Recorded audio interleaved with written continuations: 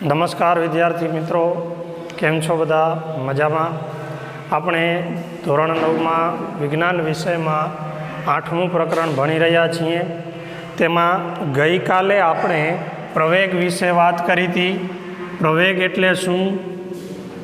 તો કે પ્રારંભિક અંતિમ વેગ માઇનસ પ્રારંભિક વેગ છેદમાં સમય. અંતિમ વેગને આપણે શું કહેતા હતા? વી તરીકે દર્શાવતા હતા. પ્રારંભિક વેગને શું કહેતા હતા? યુ તરીકે દર્શાવતા હતા. અને છેદમાં તે માટે લીધેલો સમય. એટલે કે એકમ સમયમાં વેગમાં થતા ફેરફારને શું કહેવામાં આવે છે? પ્રવેગ કહેવામાં આવે છે. તો એના દાખલા કેવી રીતે ગણાય તે પણ આપણે ગયા લેક્ચરમાં જોયું જ હતું. હવે આજે તમારી બુકમાં પેજ નંબર 103 ઉપર જે તમને પૂછેલા પ્રશ્નો હોય બ્લુ કલરના હોય છે, તેમાં 2 દાખલા પૂછેલા છે. તો પહેલાં આપણે તેની ચર્ચા કરીએ.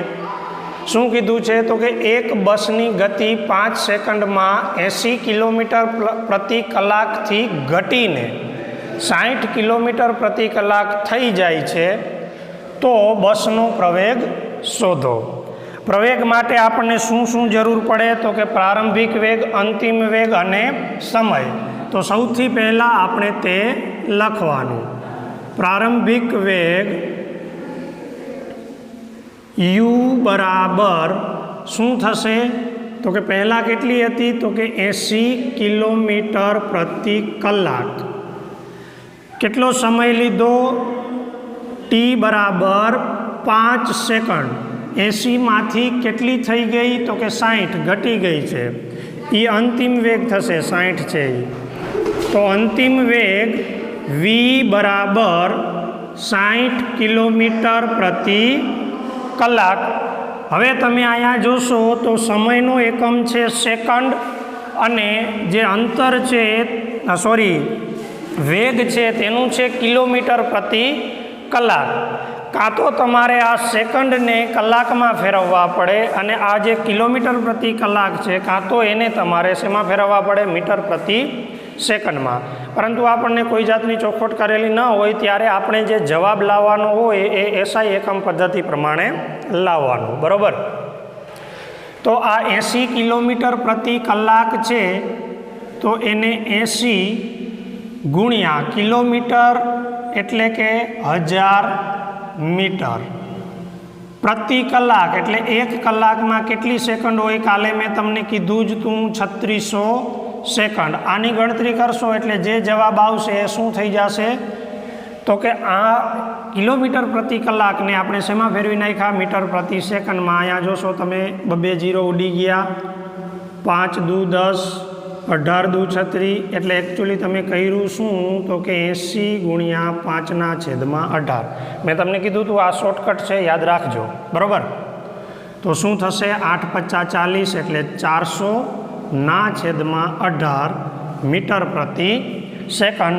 એ જ રીતે આને પણ આપણે મીટર પ્રતિ સેકન્ડમાં ફેરવવું છે. એટલે હવે હું સીધું કરીશ. 60 ગુણ્યા 5/18 શું થશે? 6 × 5 = 30 કરો. 1 મીંડું આનું લાગે, છેદમાં 18 મીટર પ્રતિ સેકન્ડ. હવે મીટર પ્રતિ સેકન્ડમાં પ્રારંભિક અને અંતિમ વેગ આપણને મળી ગયા છે. આપણે શું શોધવાનું છે? પ્રવેગ શોધવાનો છે. તો પ્રવેગ એ બરાબર v - u/t. v કેટલો મળ્યો છે આપણને? તો 300/18 ઓછા u કેટલો છે? 400/18. સમય કેટલો લાગ્યો છે? તો કે 5 સેકન્ડ. તમે જોશો આના છેદમાં 18 છે, આના છેદમાં 18 છે, એટલે શું થઈ જશે? તો કે 300 - 400 આખાના છેદમાં 18 અને એના છેદમાં 5. અહીંયા લસા લેવાની જરૂર નહીં પડે, છેદ સરખો છે એટલે. હવે આ અંશનો છેદ છે એ છેદમાં આવી જાય, એટલે કે 18 છે એ છેદમાં આવી જશે. અને 300 - 400 કરો એટલે શું થાય? -100 છેદમાં 18 ગુણ્યા 5, એટલે -100/18 = 95. 1 મીંડું ગયું. -10/9. હવે 10/9 કરો એટલે જવાબ તમારો 1.111 આમ ચાલ્યા જ કરે, એટલે -1.1 મીટર પ્રતિ સેકન્ડ સ્ક્વેર. આ તમારો શું આવ્યો? બસનો પ્રવેગ. તો છેલ્લે જવાબ લખી નાખવાનું, બસનો પ્રવેગ -1.11 મીટર પ્રતિ સેકન્ડ સ્ક્વેર થશે. હવે અહીંયા માઇનસ શું દર્શાવે છે? ગઈકાલે પણ મેં તમને કીધું હતું, આજે ફરી પાછું રિપીટ કરી દઉં છું. આ વેગની વિરુદ્ધ દિશામાં પ્રવેગ છે એમ દર્શાવે છે. આનો જવાબ તમે એમ પણ લખી શકો કે બસનો પ્રવેગ વેગની વિરુદ્ધ દિશામાં 11.11 મીટર પ્રતિ સેકન્ડ સ્ક્વેર જેટલો છે. તો બંને રીતે છે આના જવાબ લખી શકાય. ચાલો તો હવે ચર્ચા કરીએ એના પછીના દાખલાની. એની રકમ છે એ બોર્ડ ઉપર મેં લખી છે, તમારા બુકમાં પણ છે જ. શું કીધું છે?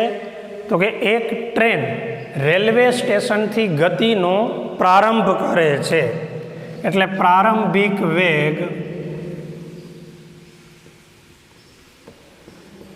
u બરાબર 0 મીટર પ્રતિ સેકન્ડ. રકમ લખતા જવાનું અને ગણતરી પણ સાથે સાથે કરતા જવાની, વિચારતું જવાનું શું જરૂર પડે છે. તો કે પ્રારંભિક વેગ, અંતિમ વેગ અને સમય. રકમ વાંચતા જાવ એમ ખ્યાલ આવતું જાય. અને અચળ પ્રવેગથી ગતિ કરી 10 મિનિટ એટલે t બરાબર 10 મિનિટમાં 40 કિલોમીટર પ્રતિ કલાકની ઝડપ પ્રાપ્ત કરે છે, એટલે એ શું થઈ ગયો?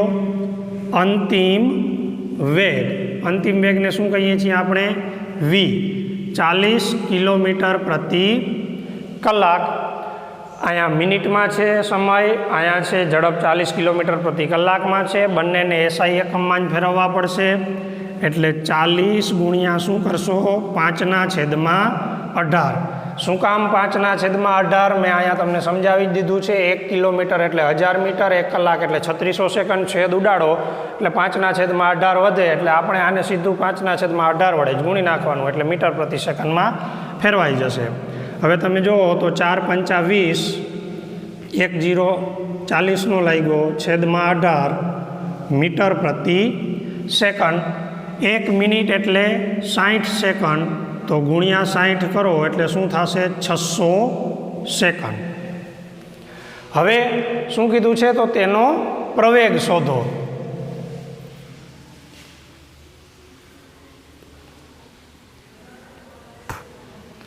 તો પ્રવેગ a બરાબર v - u ના છેદમાં t.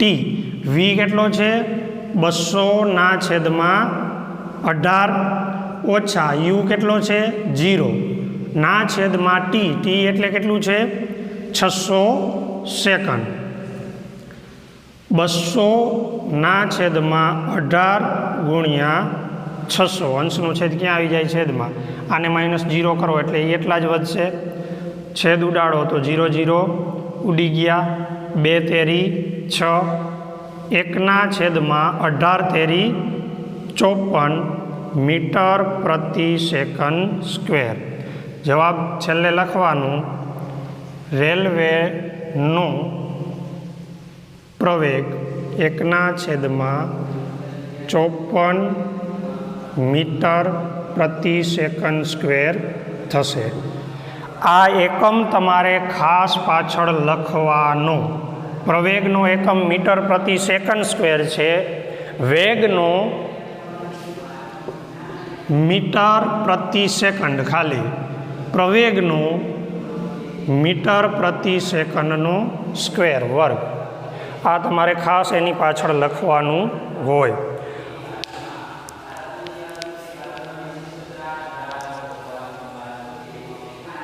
ચાલો તો હવે વિદ્યાર્થી મિત્રો આપણે સ્વાધ્યાયમાં બીજો દાખલો આપેલો છે તેની ચર્ચા કરીએ. જો પહેલાં 2 દાખલા આપણે ગણ્યા, એમાં શું શોધવાનું હતું?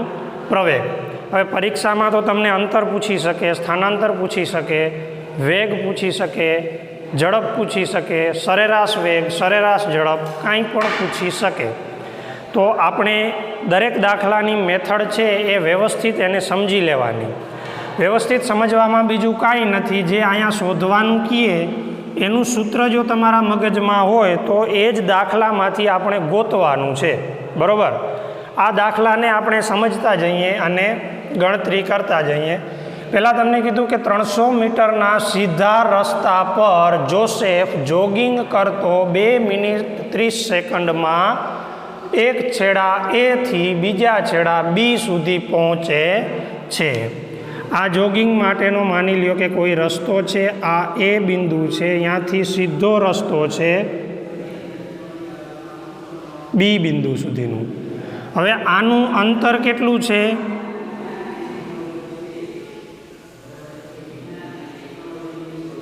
300 મીટર અહીંયા બી સુધી. હવે શું કરે છે?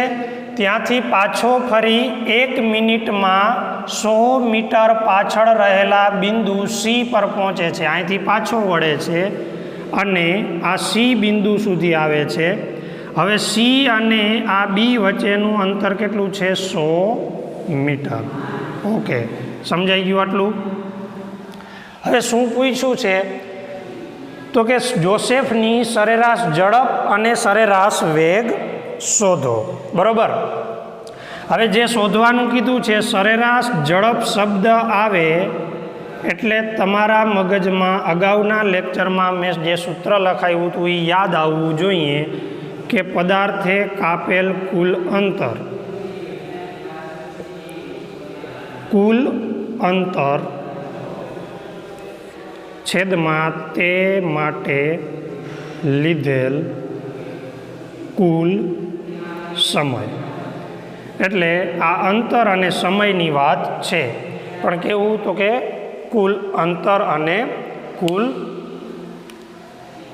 સમય. ઓકે, તો આમાં તમને 2 કિસ્સામાં પૂછેલો છે. આ રકમમાં એક જ મિનિટ, હું અહીંયા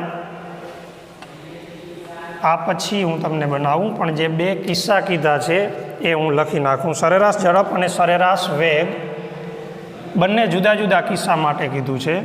સોરી, એ છેડાથી બી છેડા સુધી તથા બીજું કીધું છે કે એ છેડાથી સી છેડા સુધી. ઓકે, એટલે કે આ એથી બી સુધી જ્યારે ગતિ કરે છે અને અહીંયા પહોંચે છે એની માટે સરેરાશ વેગ અને સરેરાશ ઝડપ, અને બીથી પાછું ક્યાં આવ્યું હતું? સી આગળ. આ અંતર હતું 100 અને એથી બી સુધીનું છે 300 મીટર. ઓકે, તો આવી રીતના છે. તો દરેક કિસ્સા માટે આપણે સરેરાશ ઝડપ અને સરેરાશ વેગ શોધવાનું છે. ઓકે, તો શરૂઆત કરીએ. પહેલા કિસ્સા માટે એ છેડાથી બી છેડા સુધી, અને એમાંય પહેલાં આપણે શું શોધવું છે? સરેરાશ ઝડપ. સરેરાશ ઝડપ માટે શું જોશે? તો કે અંતર કેટલું છે? એથી બી સુધીનું 300 મીટર. બીજું શું જોશે? સમય કેટલો આપ્યો છે ભાઈ? તમને રકમમાં કીધું છે કે એથી બી છેડા સુધી પહોંચે છે કેટલા સમયમાં? 2 મિનિટ અને 30 સેકન્ડ. 2 minute 30 second. તો હવે તમારે આ મિનિટને સેકન્ડમાં ફેરવવું હોય તો 1 મિનિટમાં 60 સેકન્ડ હોય, તો 2 × 60 વત્તા 30 એટલે કેટલું થશે? 120 વત્તા 30 એટલે 150 સેકન્ડ. ઓકે, હવે સરેરાશ ઝડપ બરાબર કુલ અંતર, કાપેલ કુલ અંતર છેદમાં કુલ સમય. પણ અહીંયા તો એથી બી સુધીની જ વાત છે, એટલે જે આ 300 છે એ જ કુલ અંતર થશે. છેદમાં સમય કેટલો છે? 150. 15 દુ 30 બરાબર, છેદ ઉડાડો તો 15 દુ 30, 2 મીટર પ્રતિ સેકન્ડ. બહુ ગરમી છે આજે.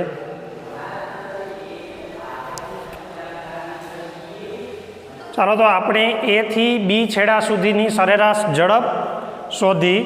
હવે એ થી બી સુધીનું શું શોધવું છે? સરેરાશ વેગ. હવે વેગ શોધવા માટે શું જોઈએ? તો વેગ બરાબર સૂત્ર શું છે? સ્થાનાંતર છેદમાં સમય. હવે તમે જોશો તો એ થી બી સુધી આવ્યું એટલે એ 300 મીટર એણે અંતર કાપ્યું છે અને એ થી બી વચ્ચેનું એ સીધી રેખા ઉપર છે એટલે એ જ એના માટે શું થયું? લઘુત્તમ અંતર. એટલે એ જ શું થશે અહીંયા? સ્થાનાંતર. એટલે આપણે સ્થાનાંતર બરાબર શું લખશું? 300 મીટર. સમય એટલો જ છે, શું છે? 150 સેકન્ડ, જે અહીંયા આપણે શોધી લીધું છે.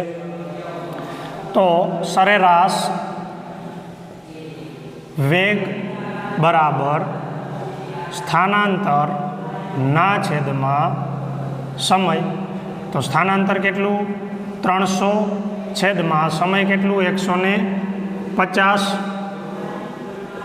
સેમ જવાબ આવશે 2 મીટર પ્રતિ સેકન્ડ. ઓકે, તો અહીંયા તમે છેલ્લે એક લીટીમાં આનો જવાબ એવી રીતે લખવાનો જ કે એ થી બી, એ છેડાથી બી છેડા સુધી સરેરાશ ઝડપ 2 મીટર પ્રતિ સેકન્ડ અને સરેરાશ વેગ એ પણ કેટલો થશે? 2 મીટર પ્રતિ સેકન્ડ. ઓકે, હવે બીજા કિસ્સાની આપણે વાત કરીએ. એ થી સી. હવે એ થી સી એટલે અહીંયાથી અહીંયા એમ એક કિસ્સો એવો થશે, પરંતુ એ થી પહેલાં ક્યાં ગયું હતું? બી, અને પછી સી આગળ આવ્યું છે. એટલે અહીંયા અંતર અને સ્થાનાંતરનું મૂલ્ય જુદું થશે. એટલે હવે આપણે બીજા કિસ્સાની વાત કરીએ છીએ. એ છેડાથી સી છેડા સુધી. એમાંય પહેલાં આપણે શું શોધશું? સરેરાશ ઝડપ. તો એની માટે પહેલાં આપણે અંતરની ગણતરી કરીએ. તો અંતર કેટલું થાય ભાઈ? તો કે કાપેલા ગતિપથની કુલ લંબાઈ. એ થી બી સુધી ગયું અને બી થી સી સુધી આવ્યું. એટલે આ 300 વત્તા 100 એટલે કેટલું થશે? 400 થશે. એટલે 400 મીટર. સમય કેટલો થશે? જો ઝડપ શોધવાની હોય ત્યારે તમારે અંતરની જ વાત કરવાની, વેગ શોધવાનું હોય ત્યારે સ્થાનાંતર. સમય કેટલો થશે? ઓકે, હવે ખાસ જોવાનું છે કે ત્યાંથી પાછો ફરી 1 મિનિટમાં 100 મીટર અંતર આણે કાપ્યું છે. જે આ 100 મીટર અંતર કાપ્યું એના માટે એણે 1 મિનિટ લીધેલી છે, બરાબર. એ થી બી સુધી આવ્યું એના માટેનું 150 સેકન્ડ અને વધારાની 1 મિનિટ એટલે પાછી 60 સેકન્ડ, બરાબર. તો કુલ સમય કેટલો થશે? અહીંયા કુલ અંતર એમ હું લખી નાખું અને કુલ સમય તો 150 સેકન્ડ વત્તા 1 મિનિટ એટલે 60 સેકન્ડ. આ એસ છે. 150 અને 60 એટલે 210 સેકન્ડ કુલ સમય મળી ગયો. હવે શું? તો કે સરેરાશ ઝડપ શોધીએ. સરેરાશ ઝડપ બરાબર કુલ અંતર છેદમાં કુલ સમય. કેટલો થશે? તો કે 400 ના છેદમાં 210 ઉડી જશે. હવે તમે 40 ને 21 વડે જો ભાગાકાર કરશો, જવાબ તો તમારો આવશે 1.90, પણ તમને છતાંય કહી દઉં 21 વડે ભાગ હલાવો એટલે 21 એકા 21 કેટલા વધશે? 19. પોઈન્ટ મૂકી અને શું ઉતાર્યો? 0. 21 નવા 189 1, બરાબર. પછી તો કે 0 ઉતારો તો ભાગ નહીં હાલે, ભાગમાં પડી 0, બરાબર. ભાગાકાર એ પણ મેં તમને અહીંયા કરી અને બતાવી દીધો. શું કામ કરી અને આવું બતાવું છું? ઘણાને એમ થાય કે સાહેબ આવું થોડું શીખવાડવાનું હોય, પણ 2 વર્ષનું જે માસ પ્રમોશન ગયું એમાં ઘણા વિદ્યાર્થીઓનો પોઈન્ટવાળા ભાંગાકાર પણ ભૂલાઈ ગયા હોય. તો અહીંયા તમારો જવાબ થશે 1.90 મીટર પ્રતિ સેકન્ડ. હવે આપણે શું કરવાનું છે? હવે આપણે શોધવાનું છે એ થી સી છેડા સુધીનો સરેરાશ વેગ. આ સરેરાશ ઝડપ અને સરેરાશ વેગ આ બંને કિસ્સા માટે શોધવાની હતી. બરાબર? તો હવે વેગની વાત છે એટલે આપણે કોની વાત કરશું? સ્થાનાંતરની. ક્યાંથી? તો કે એ થી સી સુધીનું. તો એ થી સી સુધીનું તમારે સ્થાનાંતર જોવું હોય તો એ થી બી સુધી આવ્યું ને પાછું સી સુધી આવ્યું, તો 100 મીટર આ કાઢી નાખો. તો એ થી સી સુધીનું જે લઘુત્તમ અંતર થયું એટલે કે 300માંથી 100 બાદ કરો એટલે કેટલા વધે? 200. તો આપણે પહેલાં અહીંયા લખશું સ્થાનાંતર બરાબર 300 ઓછા 100 એટલે 200 મીટર. સમય કેટલો લે છે? તો કે સમય તો એટલો જ લેશે. એવું નથી કે અહીંયા એ થી સી સુધી જ આવ્યું એટલે આમ ગણતરી કરવાની છે. આમ ફરીને આવ્યું એટલે સમય એટલો જ થશે. કેટલો? તો કે આપણે કુલ સમય એકવાર ગણી લીધો છે 210 સેકન્ડ. તો સરેરાશ વેગ બરાબર કુલ સ્થાનાંતર છેદમાં કુલ સમય.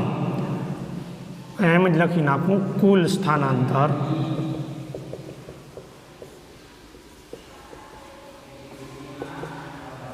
તો 200 છેદમાં 210. બરાબર? 20 ને 21 વડે ભાંગવાનું છે. શું કરશો?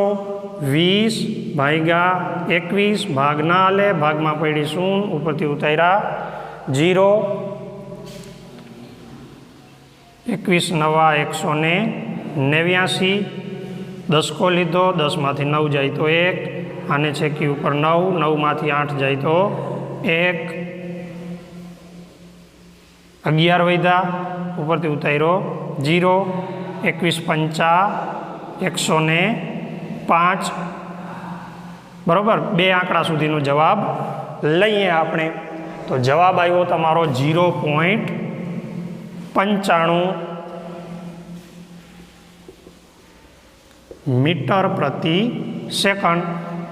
એ થી સી છેડા સુધી સરેરાશ ઝડપ કેટલી આવી? 1.90 મીટર પ્રતિ સેકન્ડ અને સરેરાશ વેગ 0.95 મીટર પ્રતિ સેકન્ડ. એટલે તમે જોશો તો સરેરાશ ઝડપ અને સરેરાશ વેગના મૂલ્ય સમાન હોઈ શકે. બરાબર? ઘણીવાર વિકલ્પમાં તમને આવી રીતે છે એ આડાઅવળું પૂછતા જ હોય કે શું અંતર અને સ્થાનાંતરના મૂલ્ય સમાન હોઈ શકે? તો કે હા ભાઈ હોઈ શકે. આ જ એક્ઝામ્પલ ઉપરથી સમજી શકાય. એ થી બી સુધી ગયું ત્યારે અંતર પણ કેટલું? 300 જ છે અને સ્થાનાંતર પણ કેટલું લીધું આપણે? 300. કારણ કે પ્રારંભિક અને અંતિમ સ્થાન વચ્ચેનું લઘુત્તમ અંતર 300 છે. એટલે વિકલ્પ આવા પૂછી શકે કે શું અંતર અને સ્થાનાંતરના મૂલ્ય સમાન હોઈ શકે? તો આપણો જવાબ થાય હા. બરાબર? હંમેશા સમાન હોય તો એમાં જવાબ આવે ના. ભાષાની રમત પણ ઘણીવાર રમી જાય છે બુકવાળા અથવા તો પરીક્ષાવાળા. તમને એમ પૂછે શું અંતર અને સ્થાનાંતરનું મૂલ્ય હંમેશા સમાન હોય? હંમેશા નહીં હોય. અહીંયા તમે જોયું તો સી આગળ સમાન નથી. બરાબર? એવું પૂછે કે શું સ્થાનાંતરનું મૂલ્ય અંતરથી વધુ હોઈ શકે? કોઈ દિવસ શક્ય નથી. સ્થાનાંતર છે એ થી બી સુધી સીધી રેખામાં આવ્યું હોય તો અંતર અને સ્થાનાંતર સરખા થાય. અંતર સ્થાનાંતરથી વધારે હોઈ શકે. તમે જોશો તો એ થી બી સુધી આવ્યું અને બી થી પાછું ક્યાં ગયું? સી. તો એ દરમિયાન જે આપણે અંતરની ગણતરી કરી એ કેટલું લીધું? 400. પરંતુ સ્થાનાંતર કેટલું લીધું? 200. એટલે શાબ્દિક રીતે તમને પ્રશ્નમાં છે એ મૂંઝવણ ઊભી થાય એવું બનાવી અને પૂછી શકે. એમ પૂછે કે શું અંતર સ્થાનાંતરનું મૂલ્ય અંતરથી વધુ હોઈ શકે? તો જવાબ છે ના. પરંતુ સ્થાનાંતરનું મૂલ્ય છે એ અંતરથી નાનું પણ હોઈ શકે. અંતર અને સ્થાનાંતર કાં તો સરખા હોય અને કાં હંમેશા અંતર મોટું હોય. કાં તો અંતર અને સ્થાનાંતર બંને સરખા હોઈ શકે અથવા અંતર હંમેશા કેવું હશે? મોટું હશે. તે જ રીતે સરેરાશ વેગ અને સરેરાશ ઝડપના મૂલ્ય છે એ ક્યારેક સમાન પણ હોઈ શકે અને જુદા પણ હોઈ શકે. તો એ પણ તમારે છે એ સમજવાનું છે અને યાદ રાખવાનું છે.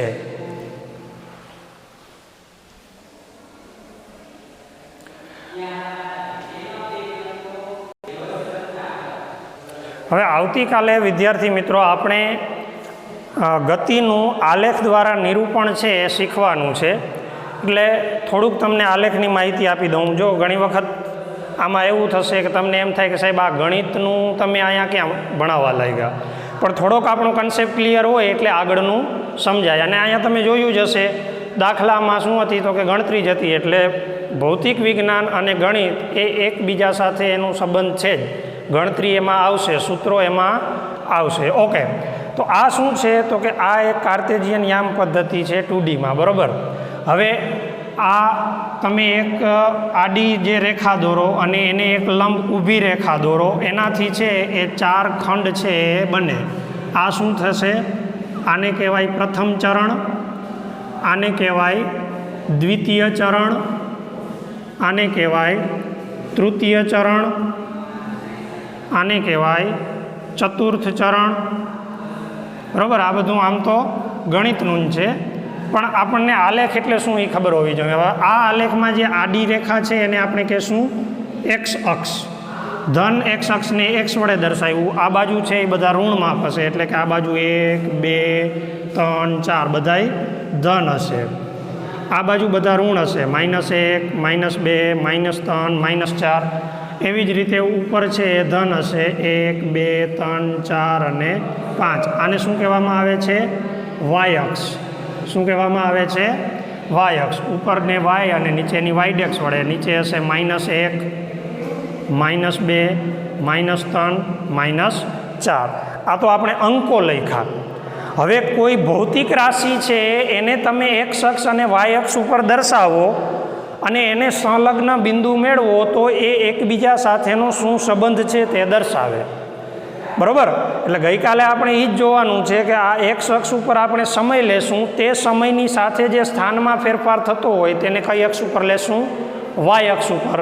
અને એના ઉપરથી છે એ ઝડપની કેવી રીતે ગણતરી કરવી, એટલે કે સ્થાન વિરુદ્ધ સમયનો આલેખ છે તમને ગતિ આપે છે એનું, પછી વેગ વિરુદ્ધ સમયનો આલેખ એ પણ ભણશું. એના ઉપરથી આપણે શું કરશું તો કે ગતિના સૂત્ર મેળવશું, બરાબર. તો આવી રીતે છે આપણે કંઈક આગળ અભ્યાસ કાલથી કરવાનો છે. એટલા માટે આ આલેખ વિશે છે એ તમને બેઝિક માહિતી ખબર હોવી જોઈએ કે આ આડી હોય છે એને એક્સ અક્ષ કહેવાય, ઊભી હોય છે એને વાય અક્ષ. આ બાજુનો ભાગ છે એટલે કે આ જે બિંદુ છે એને કહેવામાં આવે ઉગમ બિંદુ. શું કહેવામાં આવે છે? ઉગમ બિંદુ, જેના આમ હંમેશા 0 0 હોય. પછી આ ધન એક્સ અક્ષ, આ ધન વાય અક્ષ, આ ઋણ એક્સ અક્ષ અને આ નીચે ઋણ વાય અક્ષ. ઓકે, તો આટલી ખબર હોવી જોઈએ. આજે એટલું રાખીએ. અસ્તુ.